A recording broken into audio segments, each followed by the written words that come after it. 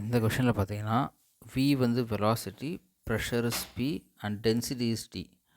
This velocity is related by this relation. அப்போ value of x and y is what? அப்போ here I can say v is equal to some constant, don't need to bother about it.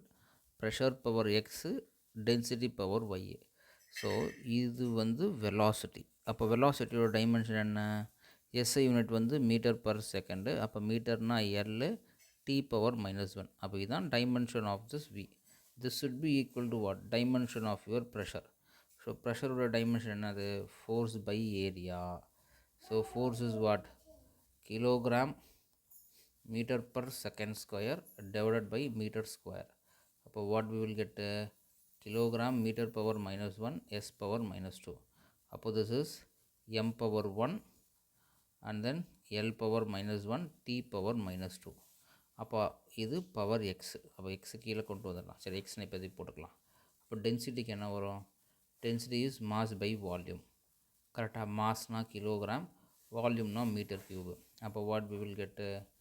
m power 1 l power minus 3. அப்போ this is nothing but m power x l power minus x t power minus 2x. இது m power y. m power y l power minus 3y. combine பண்ணா what we will get?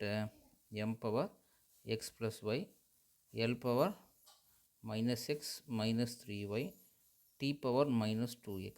இங்கே என்ன வரும்? LHS m power 0 l power 1 t power minus 1. அப்போது இது ரெண்டுத்தையும் equate பண்ணுங்கள். what we will get? x plus y is equal to 0. அடுத்து minus x, that is x plus 3y is nothing but 1. அடுத்து 2x which is equal to 1. அப்போ x உடைய value வந்து 1/2. இப்போ x உடைய வேல்யூ 1/2னா y உடைய value minus 1/2. அப்போது x தெரிஞ்சிருச்சு, y தெரிஞ்சிருச்சு. அப்போது ஆன்சர் இஸ் வாட்?